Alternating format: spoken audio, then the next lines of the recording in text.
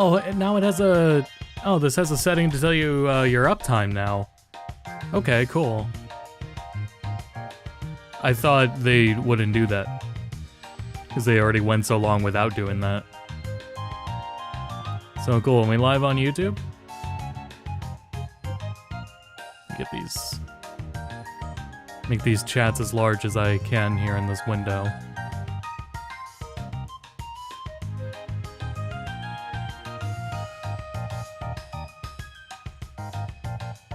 Yep, we're good to go. Alright, welcome everyone. We're taking a look at the Mega Man Star Force Legacy Collection, containing the 3 Star Force games. I was given a code here from Capcom for the Steam version.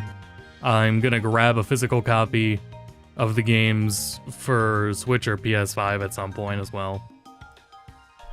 Rockman EXE Zone Community. I was just about to say, like, they the most in-depth coverage and everything is going to be right over there.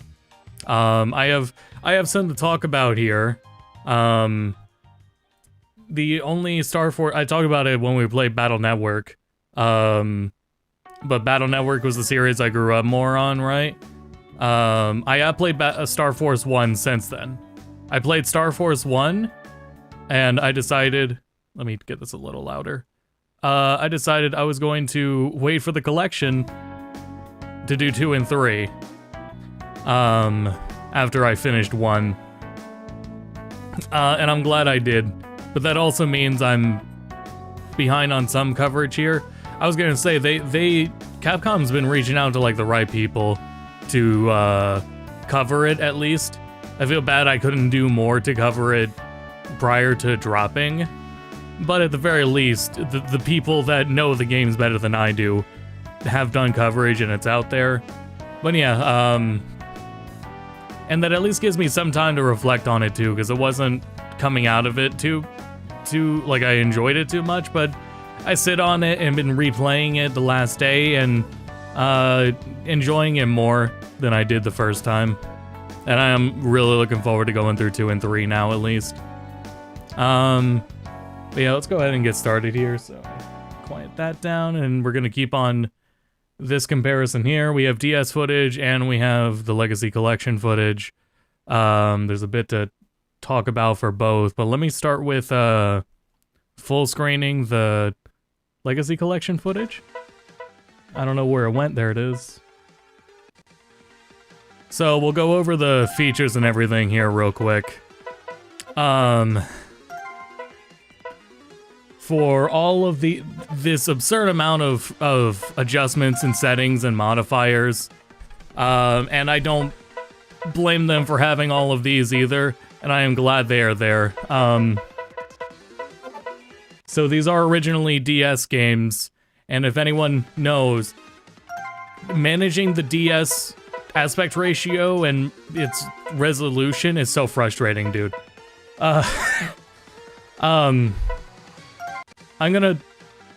There are some screen ratios here through all these size options where, some of them are close to integer scale, or are, exactly on it. And I'm gonna talk about it and show it later. If being integer scale doesn't bother you, then, like, ignore what I say about it, because I see it. I see the shimmering. I saw when I was playing the games on emulator for the first time.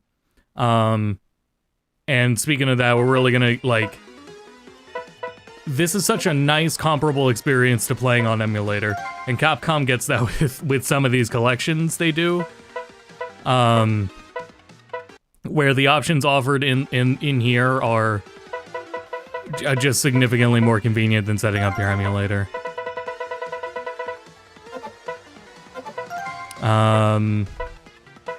So I was going through the options here, and there's more options over there, but yeah, we have game visuals updated, character icons can be updated, and battle cards can be updated, which they have the source art for the character icons and the battle cards, but they look like they're redrawn anyway. But they look fine. as we'll see later. So I keep those on, but then the game visuals are toned to the turn to the original in the settings here. I'm not gonna play through it with the filter on, as we'll see.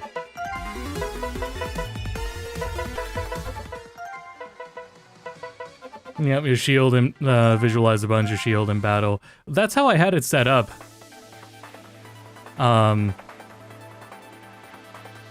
Yeah, no, that's how I had it set up. So it was fine for me going in, and we'll see it, and especially if it's anyone else's first time, I will give some tips that saved me some frustration at a certain point. Because it'll be like, and here, let me just do that. Oh, they added autosaves too. I think 3 had autosaves, but 1 and 2 now have autosaves, which is very nice. Okay, so let me do that now. Got that up. And got that up. We have a bunch of things to talk about here. So just let me get myself acquainted here.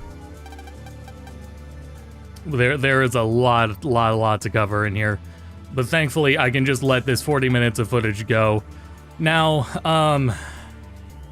the screens are shared like this because they're scaled to the closest integer scale options I have, which is right here in favor of the Legacy Collection, with how much larger that gets to be.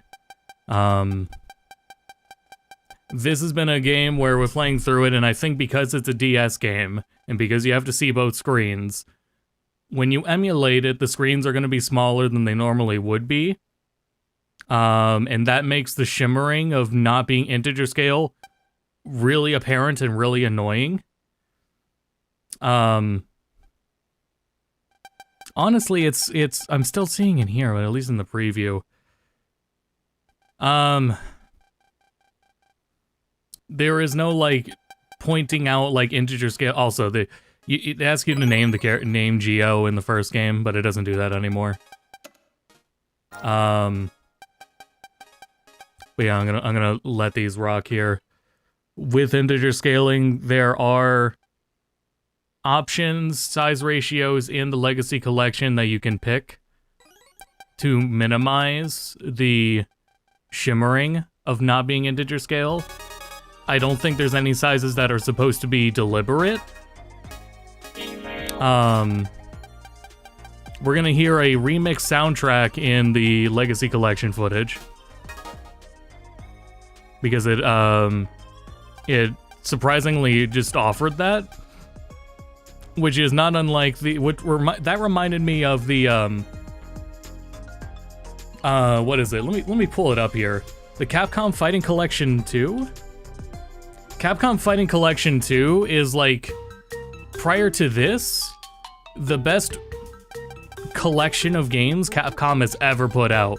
This shit is crazy. For the Capcom, Fighting Collection 2, all the games have very good rollback, and that includes CVS 1 and 2, Capcom Fighting Evolution, Alpha 3 Upper, Power Stone 1 and 2, Project Justice, Plasma Sword. All those games, fantastic netcode, matchmaking, and for a number of those games, they have full, like, rearranged soundtracks. And this collection offers arranged soundtracks for the games. It's insane. And that's not even, like, a feature that they were, like, even talking about prior to now. Like, that just, like, is something that just we get to see much later. It feels like that would be an advertising point, is the, like, the soundtracks. So far they sound okay, but you do get, like, an option to even... You get the original option, you get the arranged option, and then you get a favorites option. And for the favorites option, it can pick between whichever one you have. And so you get to at least pick and choose between which remixes you may prefer or not. It'll default to the originals, but if you have, like, a arranged version favorited, it's to my understanding that that's gonna play it instead.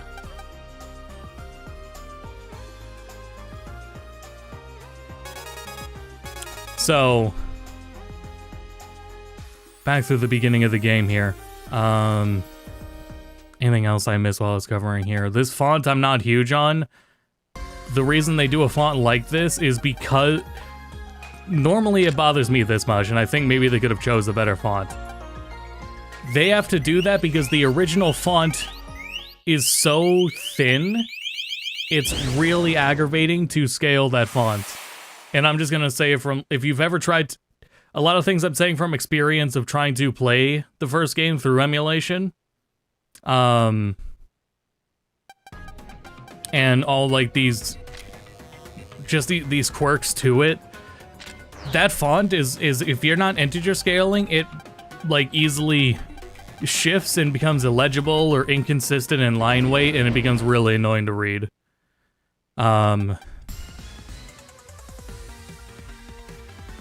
The screen options and the convenience that the Legacy Collection offers is so nice on multiple fronts, between auto screen switching, all the screen layout options, that make it more convenient than dealing with some of the compromises you got to take with emulation, which is things like you probably want to play it integer scaled, so it's not going to take up the full size. This is a game where they utilize both the top and bottom screen at different times, so there are reasons to flip between the two. There are portions of the game that utilize seeing up and down, so in the Legacy Collection, if you come to one of those parts, it will automatically line them up top to bottom. If you're on an emulator, you got to do that on your own and be ready for it. The touchscreen functionalities are utilized in dungeons. There's usually a lot of gimmicks that feature some touchscreen stuff. And I went up to, this is the first 40 minutes of the game. There's redone voice acting. There's no voice acting in the original English releases. There is voice acting in the Japanese originals, but that is also redone anyway too. And you can turn it off or turn to Japanese in the the Legacy Collection. That's been the thing, is the Legacy Collection is so nice. It's practically a remaster. How feature-rich and everything it is. No voices in Star Force 1, JP, thank you. So it's 2 and 3, I believe. This map feature. Oh my god.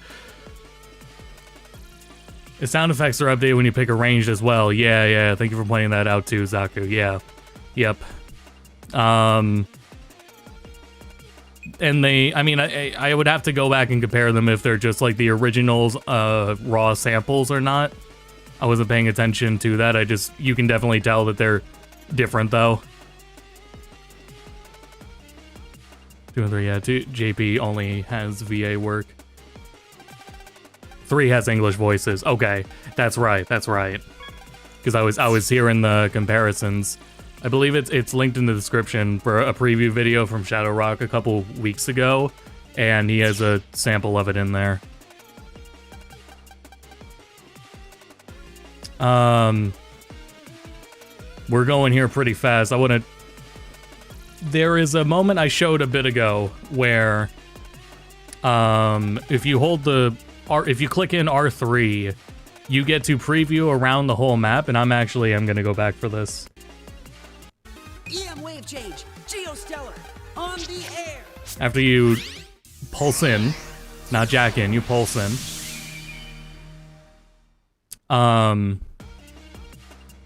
You can hold R3 and you can look around in the map.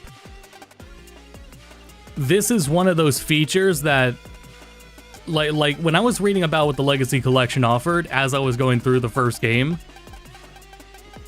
one of the things that bothered me was that I don't think is going to bother many other people, is the encounter rate. More people talk about Star Force 2's encounter rate. I felt that the 1 in 1 was pretty high. One of the reasons it was... There were a few reasons it was annoying. The load times going in and out of battles, which is now significantly faster in the Legacy Collection. You are in and out of battles much snappier. It's nice. There's just, it's only like a brief pause in the original too, but even that nice time saver is nice. You can adjust the encounter rate in the Legacy Collection if you do think it's too high. Let me catch this up here. There we go. That'll be close enough. And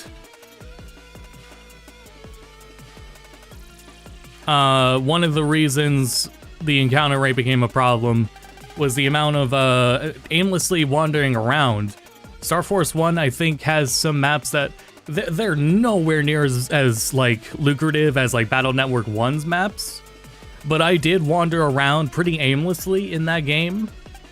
And in doing so, you're going to run into a lot of encounters. The map feature is nice because you can just look at the map, figure out where you want to go, and even see which items are around and make beelines for them, and then you don't have to run into nearly as many incidental battles as I did.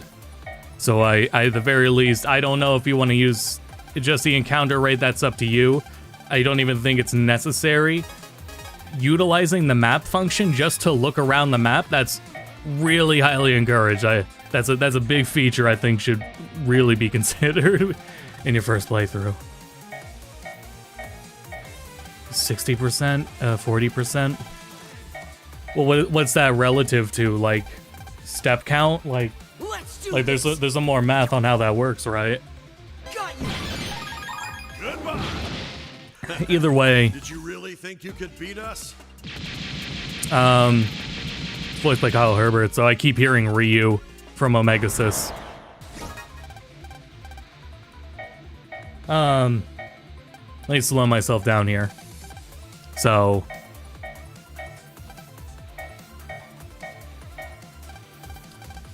yeah, there were original voice recordings such as for 3, and those are gone. Thank you for reminding me of that as well, Zaku.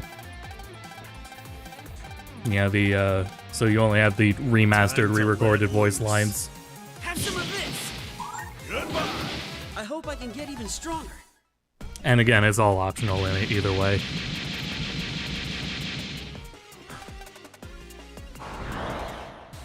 So it's, let me see, some of those benefits from you can adjust the encounter rate, you can make it even higher, or you can just turn them off entirely. There's a speed boost function as well, and I'm gonna start using it at the end of this footage. But you already move like at a decent speed in this game, I feel. But if you do want that, it is there. I think if you're not utilizing the map feature as much, yeah, at least you have that speed boost feature too, just to walk faster. That's what it's for. So getting to adjust the encounter rate and movement speed are very, very good. There is a setting for recovering your HP after every battle. Not necessary because this game also has autosaves, and the autosaves can be very, very good. Because of that, I don't think like if you want to play it safe, the HP recovery is there. But you do have autosave, so it's not the end of the world to losing any encounters. Guaranteed escaping from battles is another one too that's here. I feel like I had a harder time escaping from battles too during Star Force 1. But I mean, the pacing of the game can be adjusted so nicely with the other options. Going through it, I don't know if I would be worried about it. Again, I can't emphasize enough that at least for me, seeing the map and knowing where you're gonna go and make sure you don't miss anything, because you can see where to beeline to all these things. It's so nice. Yeah, you do get your HP. Well, that was one of the things that did bug me in the game was, yeah, if you want your HP from pulsing out or jacking out, it's like usually like two steps of pulse out and then pulse out again and then retrace your steps. So I don't think it's a bad idea to consider that. It's those kind of things that got to me at first. And this would be a good time to ask some other questions too as I continue to go through these games. One thing that did like One thing I thought of with the encounter rate and why here, let me get control of that, turn it down. Okay, so in the Battle Network Legacy Collection, you cannot turn off encounters. It is in some of the games, like in 3, there is a mechanic tied to the number of encounter battles you do, which is tied to your style change. The option to turn off random encounters impacts the player changing their style or upgrading their style. There may be workarounds there, but I understand, like, on a fundamental level, that's a good reason. That could be a reason used to justify not adjusting the encounter rate in the Battle Network games. In Star Force, one of my hang-ups when I was a kid, not now, was the difference in the battle system. This battle system is perfectly fine. I hope I can get even stronger. The core mechanics of it have a lot more interesting things going on with them, and I understand that. And a lot of it that's built more around risk-reward and understanding enemy patterns. And that's a huge thing to emphasize too for anyone new is enemy patterns are huge.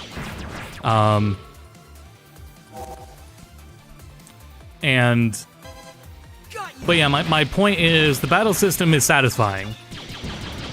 Enjoying battles at a brisk pace isn't a problem.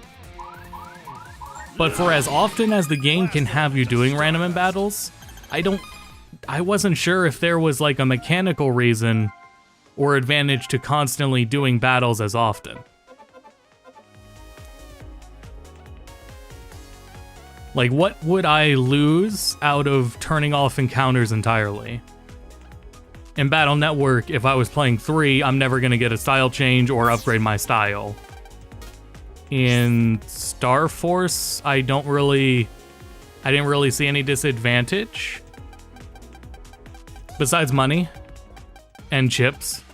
But I mean, it feels like fundamentals and understanding the system carry you significantly further in Star Force. But then again, I guess you could say that about Battle Network 6's starting chips because they figured out how to balance those really well. I don't know, and I didn't sink too much time into anything else after finishing the game either. Here I go. But I'm just reminiscing on what I was thinking of the encounter rate.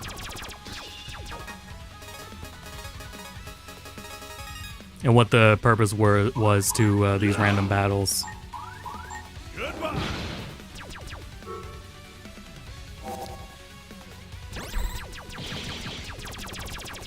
But the battle system itself is significantly more interesting and engaging than I gave it credit for a while. We showed them who's number 1. I was going to talk more about it when I was doing the tutorial fights.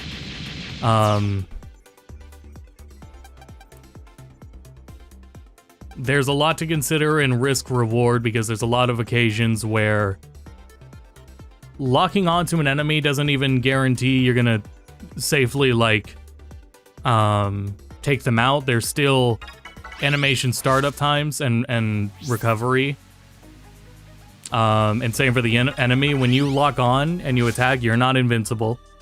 So it relies on patterns, understanding enemies, understanding which ones you can respond to, and generally reacting and making sure you're not going to get blown up.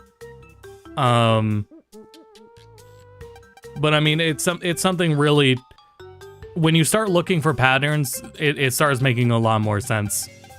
If you keep trying to throw yourself, sorry, bud, if you keep trying to throw yourself at enemies locking on like it's going to be immediately a reward for you, you're going to get hit because you don't have iframes when you do that. Very similar to Punch-Out. That's a good way to put it. Yeah. Yep. Yeah, that's a much better way to put it. And in that case, it's Capcom. It's Street Fighter devs. In some cases, anyway. But anyway, Making a video for the game or just a stream? There will be a video eventually. I don't know when though. That's hence why we're doing the stream, because I don't know when I'll get around to a video. And I was saying at the beginning, I've only played Star Force 1. So I'm able to at least talk about that experience. But I was waiting for the collection before playing 2 and 3. So now that the collection is out, I'm going to start 2 and 3. And I am glad I waited, because yeah, like I was saying, all the convenience and all the features to the Legacy Collection just minimizes all the manual tweaking and things you would otherwise be doing in an emulator or want to do in an emulator.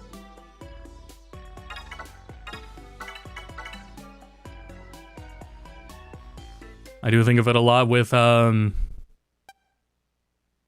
they do it with their fighting game collections, again, because they design them in a way where they understand their competition is emulating. Why would you buy these games officially when you could just emulate them? Well, here's the list of convenient features that are right here for you. In the fighting game collection, it's giving you all these games with rollback netcode, some of which are not on Fightcade or can be improved from there, and then also the matchmaking in general.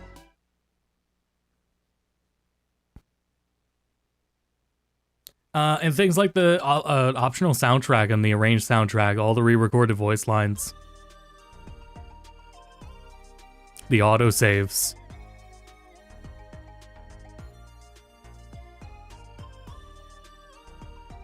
Like, all these features just put out right there for you.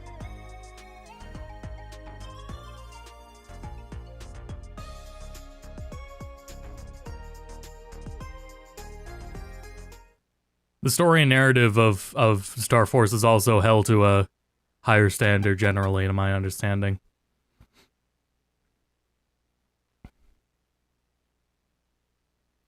Rather than Legacy Collection, because turning off encounters whenever you need it is much better than off completely with cheats. Right, you could use... And this is what's like more work involved with cheats. You can do a cheat code where it is... What I did was, I would hold down the Y button, and as long as I was holding down Y, that is a code I had to go out of my way to find, and then change the button to be the Y button. And in here, it's a built-in function.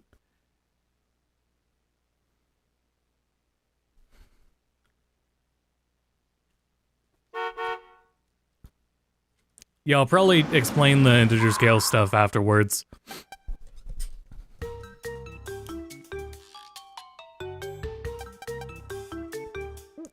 Though thinking on it, I guess for this, I still should have had them even out anyway. It's just that I can... Well, even here, I'm gonna be playing the game left to right format, and 2 ticks from the right is an integer scale for left to right layout, but that's on a 1440p monitor. I don't know if that's integer scale for 1080p display. You just have to like see for yourself, but I'll explain how to see for yourself later, if it's something that sticks out to someone. Like if you don't care about or like see the shimmering or anything from it not being integer scale, good. You know, let it stay that way. Otherwise, you can, because if you do that, then you can just play in whatever screen layout you want. You're not going to notice. Controls anything other than Switch is pretty messy. I haven't noticed anything. Well, I mean, I get tripped up from A and B being swapped on an Xbox controller on PC. But other than that...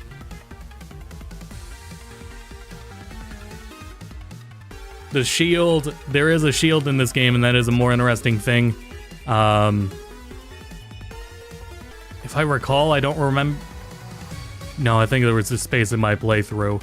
The shield should not be underutilized. The shield is really damn good in this game. For which attacks it can block. For how long it stays out for. And one of the more important things about it is you can cancel the block animation with a chip. But if you do that, you still don't have iframes, so you still have to be careful. However, that is a mechanic to it.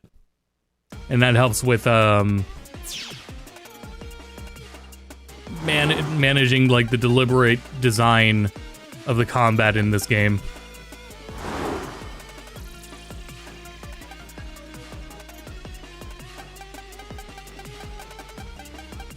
But that was something I slept on for a while. There's a thing where when I do multiple games, it's not just Star Force, where if I'm not understanding the game, until I understand the gameplay more, it feels more grating.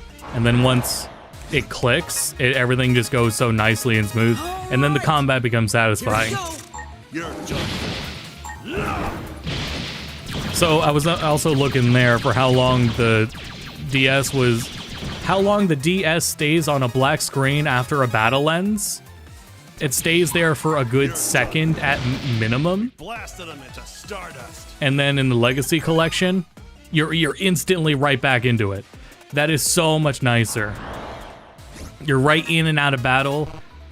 In the long run, for how long the games can be and how much you're going to be playing, that saves such a nice amount of time and is so convenient. Here we go. And that just really like impacts the perception of how much of a drag battles are. Like, it's very possible in my original playthrough, I want everything else vanilla, just the battles loading faster could have made a difference on my impression, because they feel significantly less inconvenient. I hope I can get even stronger. And you can skip the transformation cutscenes when you pulse in, yeah. And then if you're holding a button, it even skips like the very start of battle. But yeah, when you pulse in, you just hold select, hold start. Well, that's weird. I sure hope that fixes itself. Okay, there it goes.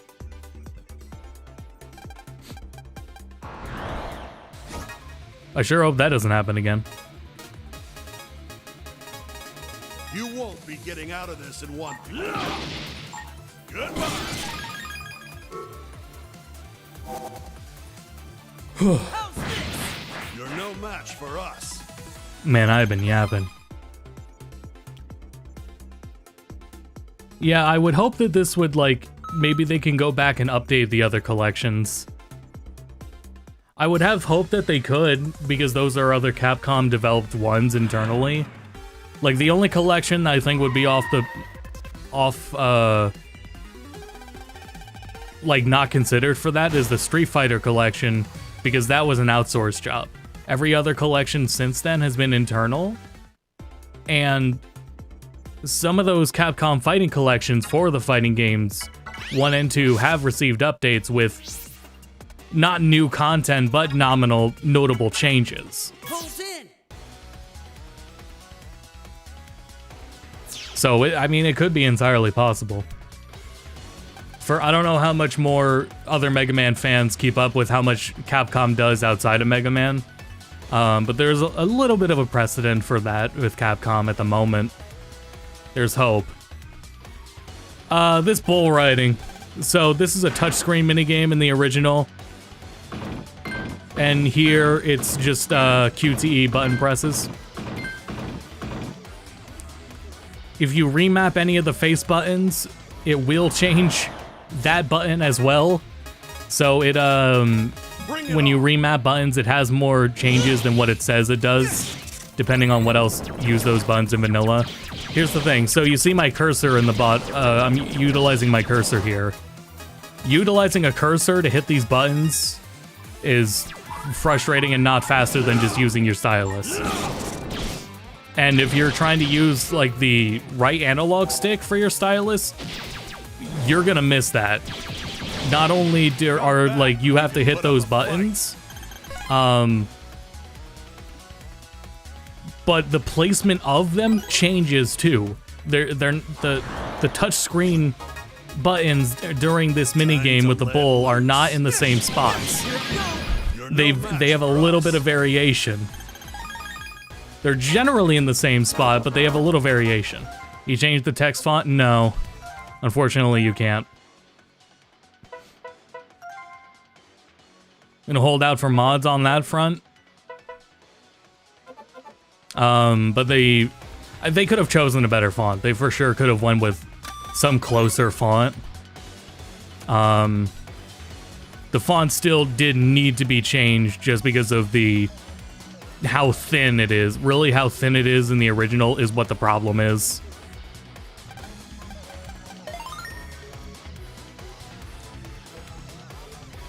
Because upscaling that font on the left is not easy at all. Oh yeah, there's my menu. RetroArch menu. Making save states because I didn't want to lose my original playthrough save file. But I also knew how this bowl segment can go.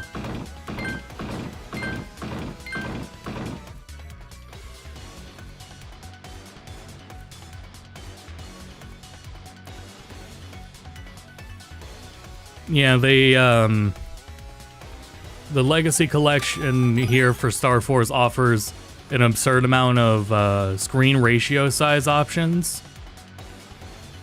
But scaling these games, especially because they're DS games, and so you have to see both screens, so both screens have to fit on screen at the same time in some capacity, meaning they cannot always be as large as they can be.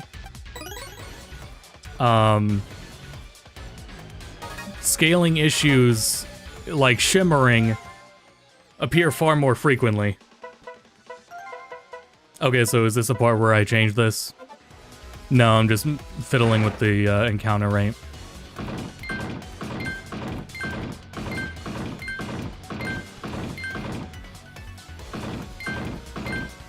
After we do this, I'll boot up the game and I'll like go through what I'm talking about with the integer scale, because otherwise I think it would be much easier to just directly show it and explain it than try to go off of this footage here. Let me see my script here. Some notes I took down. See if there's anything else I want to mention. Restored cut content, because there was region exclusive content that is now just present in all regions now. This includes event cards and collabs, because there was one with Lunar Knights, aka Boktai DS. Wave command cards were in Star Force 2, but Europe never got them. And the noise cards from 3 were only ever in Japan, and we got them now. You have the music player and the gallery. The menu character isn't just Geo or Omega, it can also, for DLC, Sonya or Luna. The Sky High multiplayer, Coliseum multiplayer from the second game is cut. That was a 2 to 7 minigame. 2 to 7 player minigame running around collecting stars, and you would do PvP battles running into each other. There was something very similar to it in Operate Shooting Star, which I covered in the Battle Network port review video. It's similar to what that minigame was. And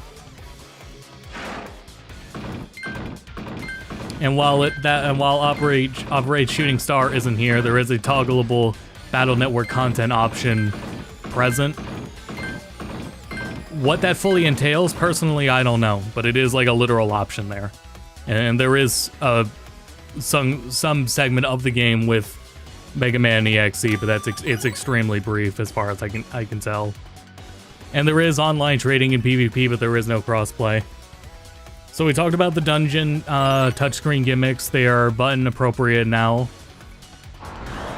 Let's see. Here they come. There is when you're moving around in the net, what you would call the net in this game. You can click on other people to access. Here I go. I don't want to call them PETs. Well, they're transers. Yeah, they're transers. You would before have to click them on the touch screen. You don't really have a confirmation that they're there aside from just tapping on them. But there is now UI and button, very clear UI that you can go into the terminal of other people. So a lot of that information just ends up being clearer because it's all UI and button shown, rather than dependent on using the trying to touch things on the touch screen. We talked about some of the modifiers, some of the other modifiers. Like, what am I doing? Oh yeah, my controller's been doing this. It's been drifting, I think. I don't know what's up with that. Anyway, there's other multipliers like 500% damage buster up, damage reduction from 0 to 100%. Reward zennies increase up to 500%. That's pretty nice. HP recovery after battle, guaranteed escape. EX and version 2 bosses will show up on the map. That is an option you can toggle on so you know where they are. You don't have to wander into a blank corner. The game is like that on the split screen. Yes, it's an option. It lets you... I did up and down since it's a DS game, and because I'm comparing footage, I did up and down for my recording. And it does any of the screen size shifting like that is completely automated. It does that on its own. It has center screen option, a left and right screen option, and this top-down view, and even vertical view if you have a vertical monitor, or you're playing on the Switch version, you can turn your Switch vertical. And then it has size ratio options and everything to accommodate that as well. Okay, so now I turned the speed boost option on, so now I'm gonna do the rest of this dungeon with that full speed boost. You see how much faster you move with that, and I don't think it really impacts the encounter rate to move that much faster. Like, it's not counting as additional steps to go that fast. As far as I can tell, at least. And I was talking about the free camera, which is huge, to be able to know where you're going with that, and minimizing aimlessly wandering around. Just look at the map, see where you're gonna go, see where there's any blue mystery data you want to go and pick up, figure it out, and then you have a path and you minimize how many random battles you do.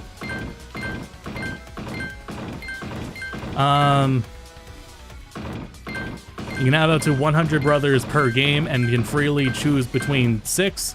The full extent of that, I'm not sure of. I'm gonna have to get back to you on that one. And you can remount the buttons, and also you can change the glyphs. It's not just Xbox button options. It does support Switch button options and PlayStation buttons as well for the icon glyphs. We got autosaves. The portraits and battle card options redrawn with the classic pixels present too as an option. 3D portions are higher resolution. I've been talking about these games are a pain to do emulated with the DS because of how important it is to be able to go between both screens and how important it is to utilize the touchscreen. So emulating this game is a pain, and it is problem solving. You're going to be doing problem solving as you're playing through the games just on emulator. Because like the features you want are going to be in the emulator, where you're going to be finding them and experimenting them and getting comfortable as you play through. At least in Legacy Collection, it's just all right there. You also have wallpaper background options too, but as you can see, we also just have a black background option.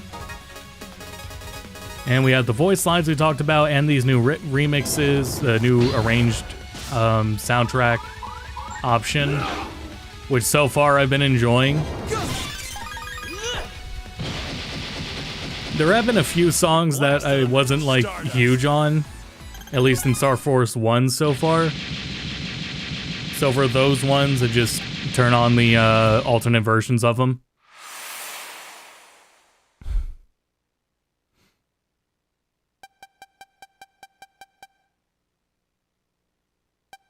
And yeah, I was going through all this dialogue fast just to be able to get through this whole segment in 40 minutes, because this is up to the first dungeon. Like, this was the whole first dungeon and the tutorial that I fit into 40 minutes here to show off.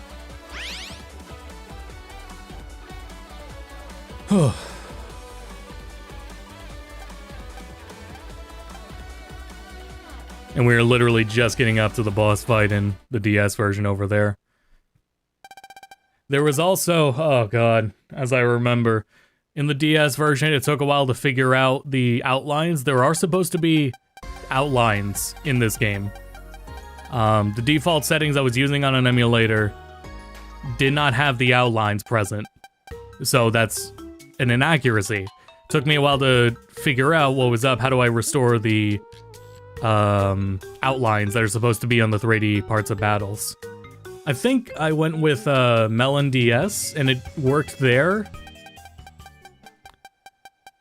But yeah, you gotta be ready for, you gotta make sure the outlines work. You gotta be ready to swap multiple screen layouts in different sizes. And you gotta be ready to use you're gonna want to use your mouse for the touchscreen. You're not gonna, using the right analog stick for the touchscreen functions on emulators a pain. Or just play the Legacy Collection, because it's all set up from the get-go for you. I set this to... I don't see the autoplay. Loop. I don't see the loop.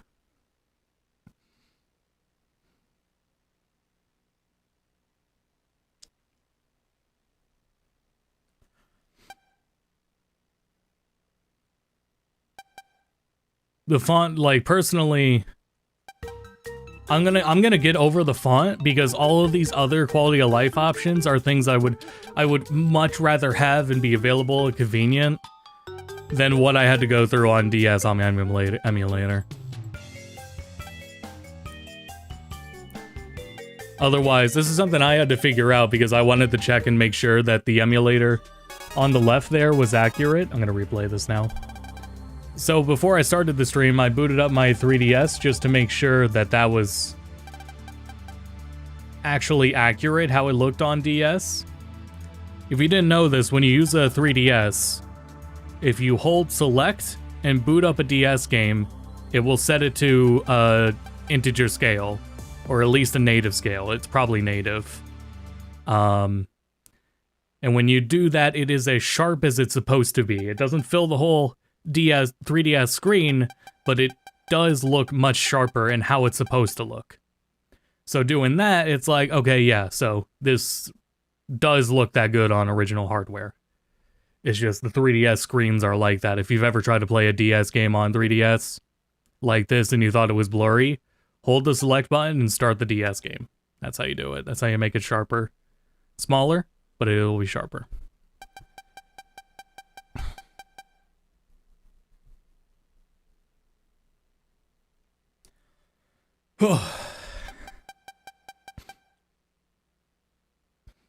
That was a lot of yapping. Any other questions before I keep yapping about integer scale now?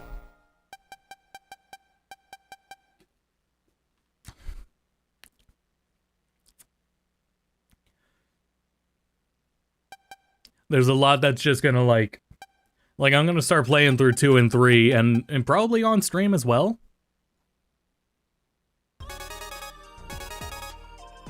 Sorry, Nick, I don't appear to have the when I'm on the one of the YouTube stream layouts, I don't think the sound effects were enabled.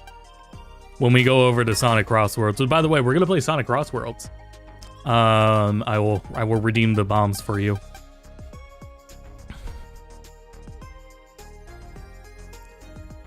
So yeah, with all of the features that are here, I'm really glad I waited, and we'll just play through 2 and 3 in this version. What a terrible day. Have you played it since the patch? Because it got some rebalancing. That's why we're booting it up, and I reinstalled Sonic Crossworlds, is because I'm interested in the rebalancing. If the rebalance still sucks. What a wonderful day. Yeah.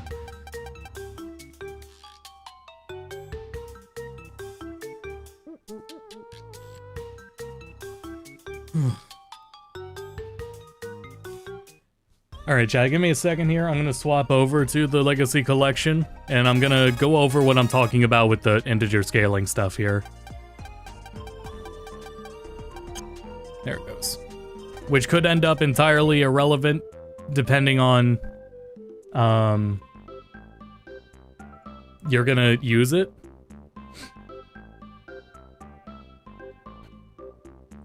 Yeah, give me a sec here to set up for this, so... Sorry, that was my mic stand. Let's see.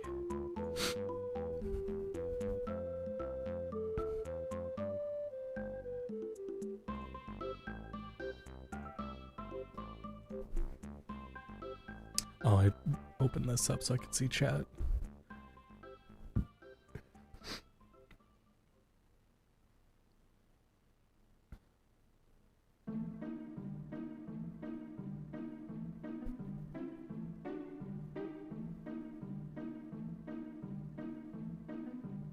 There we go. There's the YouTube chat.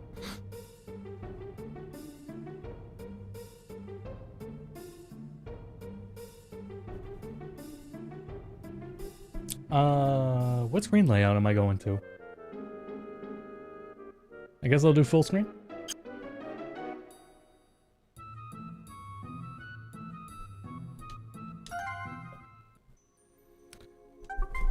Okay.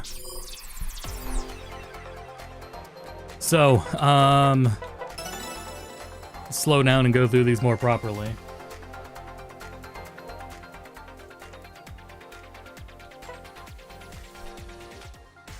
So, the other thing with the assist here is there's no, like, UI indication when you have this on. So I would just include the speed boost just so you know it's actually on. But yeah, I'm gonna let that rock. I don't care about these modifiers yet. All these options have been going. And again, it's like I said, really with like the default like speed adjustments themselves, maybe nothing is important. You change the position of the upper and bottom screens. They change automatically when you enter battle. But you do the center view, and you can see it there too. Center view, move them up and down, change how fast it goes between them, and then the size ratio between them. And then when you do X, you get to swap between the two. A good preview of what it looks like when you swap them. I want the gameplay at the bottom, like that. It's like that because that's how it is on the DS. Like with the 3D perspective, that's how it is on 3DS, or that's how it is on DS. If you want to swap the top and bottom screens, no, you can't do that. Because that's how it was originally. Is combat was always on the top screen.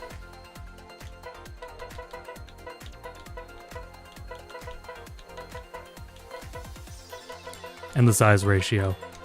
Now I don't need to take a screenshot here.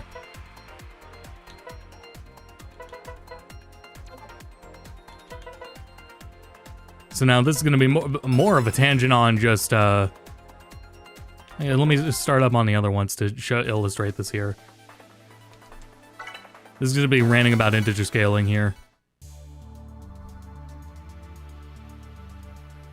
I don't know why, like, I don't know why you need the bottom screen to be the one you see the shooting on.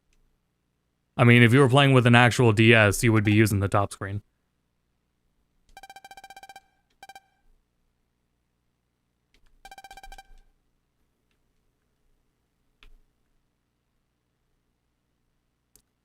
I don't, like, you could swap them, it's just, I don't know why that would be the preferred way of doing it.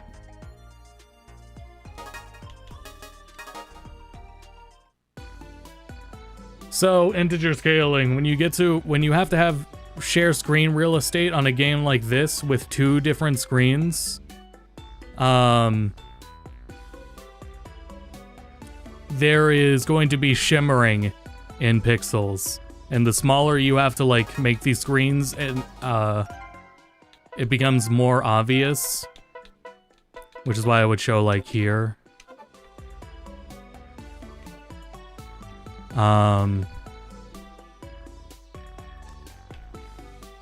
Tape vertical and the gameplay at the bottom is way far better. I don't know, but you wouldn't do that on original. Like, this is original. You do the vertical layout. If you're playing on Switch, you do it like this. Or if you have a vertical monitor. How's the collection? Very nice. I was waiting for it to continue playing, and I'm gonna 2 and 3, so now I'm glad I get to play 2 and 3. I'm just gonna do on a rant on integer scale here, and how much it's a pain with DS games and trying to figure them out with pixel art on DS games. You have to share screen real estate with 2 screens. That means these screens can't be as large as they want to be. And especially with the importance of both screens, it's going to mean compromising some sides on both screens. And when you do that, the shimmering of being not only not integer, but being smaller stands out way more. I will give that as a +1 to the Castlevania Dominus collection then. I think Melon DS also let you do that. The other quality of life... Here's another thing. I can relate that I did want... not top to bottom, but I want the bottom screen on the right side instead, and you can't do that here. That's something I'm gonna have to get over. As much as I like that, because in the hybrid layout for Melon DS or whatever, that's how it does it. It puts it over there on the right side instead. You just gotta get used to it. And the other trades and compromises that are fit to how this game functions compared to Castlevania games makes too much sense and takes off too much, like, stress otherwise. But I don't know, Capcom does do updates, maybe they can update it. Anyway, back to my rant on this. I'm looking at the sync. The easiest way to point this out is to look at the sync. It's almost like there's like a wavy pattern. That's what I'm looking at. If you don't see the wavy pattern, you can ignore me. I'm glad you don't see it. If you're not sensitive to it and you don't see it, good. I also see it on the crosswalk lines here. You see shimmering. It's like this, you're almost looking for a wavy pattern in the middle. When you notice this, you're gonna notice it through the entire game along every edge and line. And it will drive you insane if you start to notice it. Why is this? It's because it's not integer scaled. Because they offer you so many size ratios for what you would want. One of the other disadvantages to this is why they had to change the font. If it had the game's original thin font, scaling it in a similar way would also lead to inconsistent pixel width. And goddamn is that annoying. Here's the solution.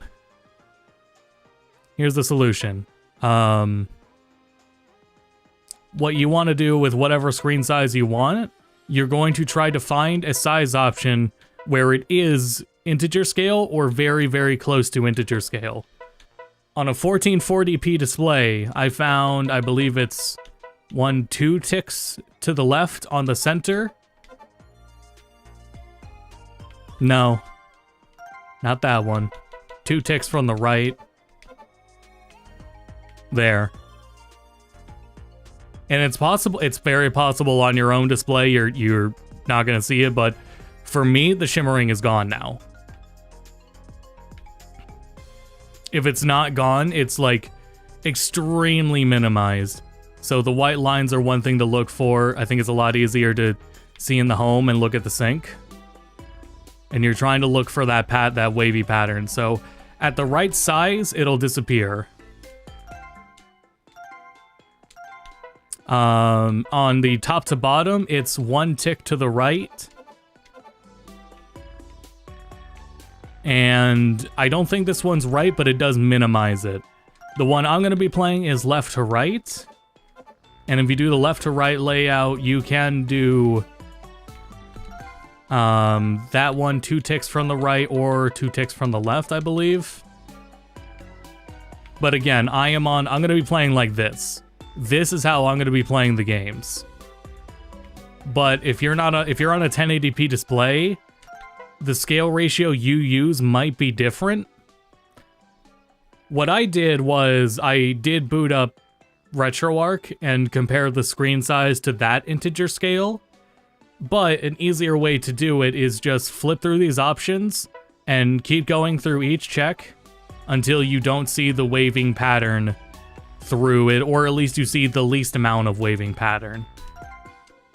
It's also worth noting if you use the speed modifier, It's going to make it's going to jitter the screen a little bit as you're running faster. So maybe to a certain degree, you won't even care, because if you're constantly using the speed up, then you're not even going to notice it anyway, because the jittering is already in the way.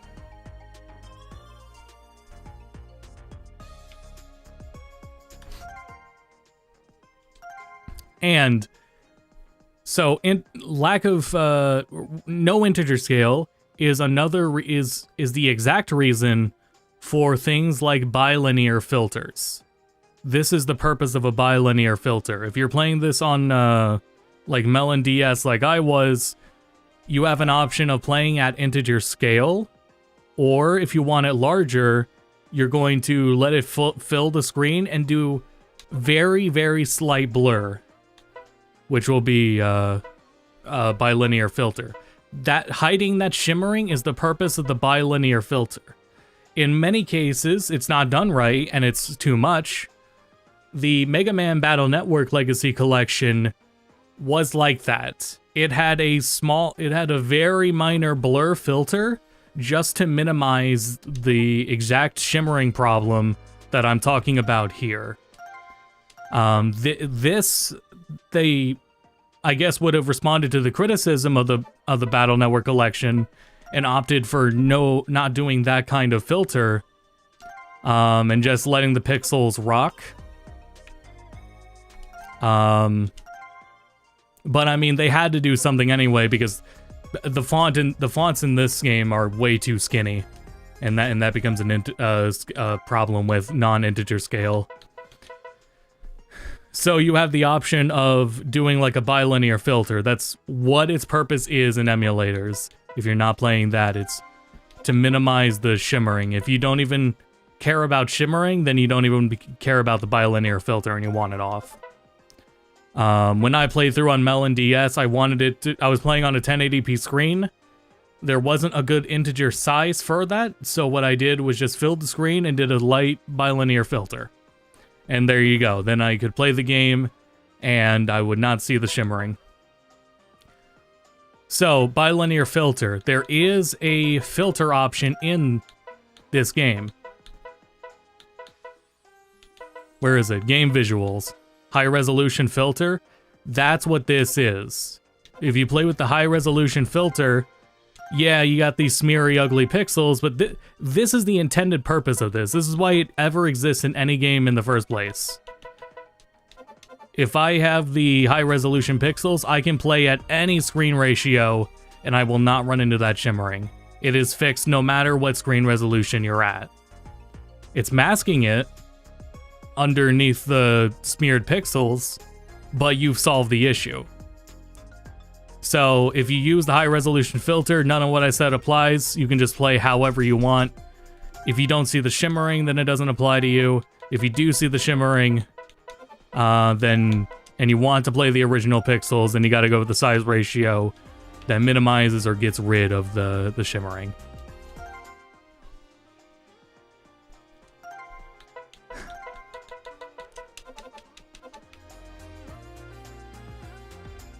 I think I'm done with my rant on that, right?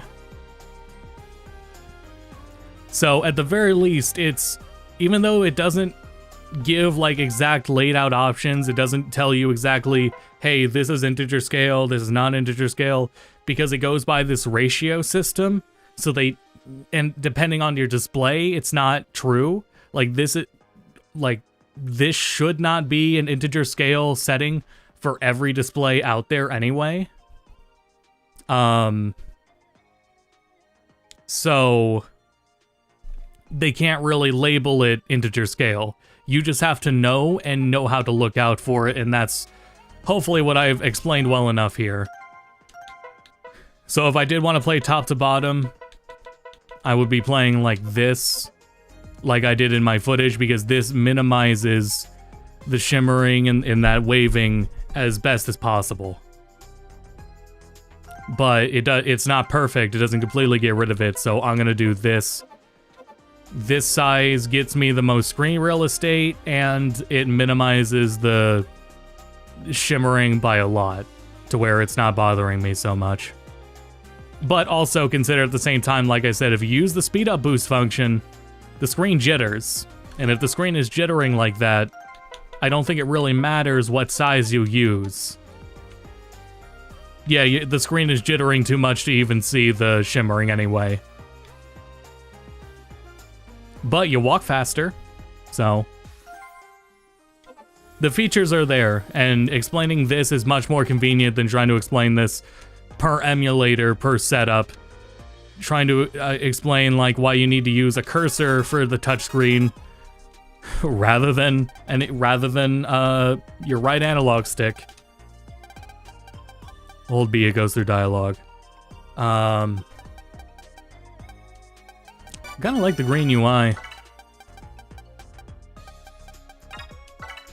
That's a whole other like explanation I'll have to go through at some point. Is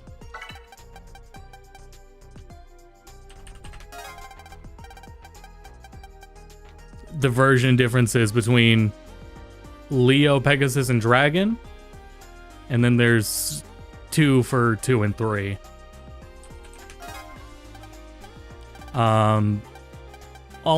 As far as I understand, it is not nearly as important as in Battle Network, especially with connectivity with the other games available in the online features. That is at least to my understanding. It seems like it really can boil down to which Mega Man form looks cooler to you, or which boss looks cooler. But that is a fully, like, not personally in-depth look at it opinion. I don't have that knowledge on me yet. It will be some time before I go through 2 and 3. Because yeah, I played Battle Network when I was young. Battle Network was so huge. And then Star Force came out and I tried it. And of course, I was a young kid. I played Star Force, and it wasn't Battle Network gameplay. I was like, why am I only limited to 3 rows instead of a 3x3 side? Why can I only go left and right? That's so limiting. Yada yada yada. Playing it now and understanding the depths of the system, and it was brought up earlier from Zaku. It's much more punch out in terms of its mechanics. This game, which is really nice. There is depth there, and it's more satisfying than I gave it credit for. And there already is changes like the faster loading that I think would have made a different impression on me than from when I first played it. But even if not, all these modifiers would have definitely made an impression on me as well. Like these 2 I would just leave on no matter what. I don't think it's a big deal to just leave these 2 on. Guaranteed escape and HP recovery, that's up to you. I think I would just try to start with them off and just see how you feel about the game, maybe. And then just, if it's something that starts to bother you, remember you have those options. Same with even the assist. Like, I think the run speed by default is already fine. Encounter rate low isn't bad, though. But I mean, you could even rock with it vanilla in 1 just because you have the map feature. So you can avoid aimlessly wandering around and getting into random battles when you are trying to get somewhere, because you can use the map and just figure out exactly where you want to go.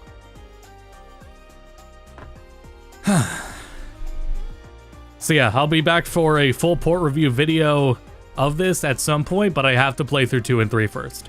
And then I have to play through all my other games on my backlog too, so, you know, stay tuned. I'm glad we could look at this while we could. I'm gonna be still live on Twitch, by the way. But yeah, like, I still gotta get through Tales of Berseria. What else do I still have installed? Resident Evil Requiem's not something I'm really streaming, but playing that. Monster Hunter Stories 3. I'm gonna start up a new playthrough of FF7, but also Dragon Quest 7 Reimagined, Dragon Quest 2. I'm literally at the end of... There's so many games on the backlog. Trails in the Sky. We got Xenoblade, all those games. Bear with me, it's a lot. Here's what my plan is for the year. actually is. I think the first thing I want to do with a returning video to get back into the groove of things and start with something that'll be more gradual is redoing the FF7 port review. I think I would really like to redo the FF7 port review. I don't know if there's any others I think would need redoing. There was some I thought about redoing, but then it was like, maybe I don't need to. Maybe I covered it better than I thought I did. FF7, I think, could use a redo. And I think that would be good familiar territory to really get myself back into the groove of things with everything that's just personally gone on in the last 2 years, frankly. With everything that's just been happening, things are more slowing down, and now is the time to try to find a groove and get back on track. And it may be a good idea to start with something like that. Because even with like some of my other video ideas piling up, they're just piling up. There's too many. It's a bit overwhelming, frankly.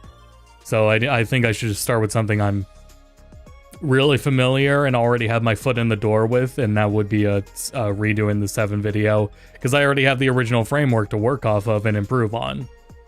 And do significantly better. I forgot chat was on screen the whole time. Anyway, so on YouTube, I'm gonna wrap up here, and thank you for watching. I'm gonna still be live over on twitch.tv/Austinsv. I'm gonna take a short break here, but then we're gonna play some Sonic Cross Worlds. But I believe that's everything I want to say about Mega Man Star Force. And I will be back, and you laid out all my plans for you. I'm glad I got that all out of my system, and I'm glad we could cover this. I'm excited to get into these games. But yeah, let me get myself prepared here to take a break. Thanks everyone on tuning in on YouTube. And to those on YouTube, I will say thank you for watching, and thank you all for the continued support. And bye for now.